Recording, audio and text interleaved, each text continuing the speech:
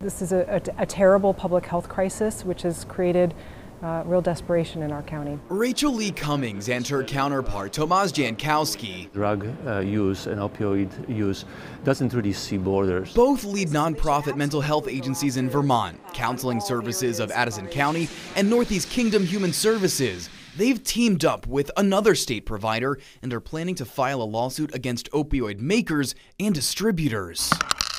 The hope is to recoup more than a decade of losses from providing care for those suffering addiction. And we can't do it anymore, and this is sort of our last resort. It also comes on the heels of efforts by the state's top prosecutor, TJ Donovan. The Attorney General has filed suits against Purdue Pharma and its owner, the Sackler family, over the past 2 years. He claims the makers of OxyContin underplayed the addictive qualities of its pain pills. And that falsehood spread from not just the abuse of prescription drugs, but it transitioned into a full-blown heroin crisis in this state, and now a crisis of fentanyl. The AG announced last September that he would not sign on to a multi-state $12 billion settlement with the company.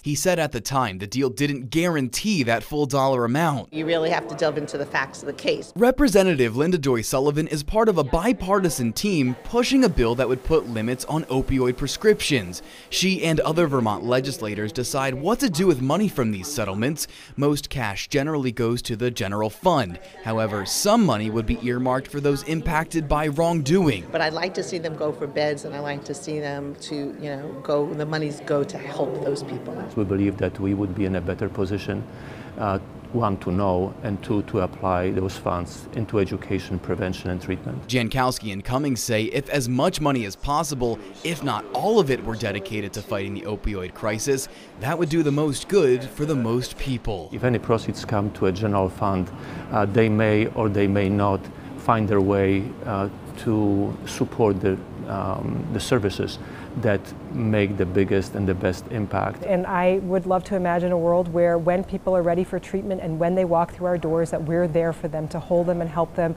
and get them through so that families can remain whole, children can remain with their parents, and we can be a vibrant community and a vibrant county for everyone.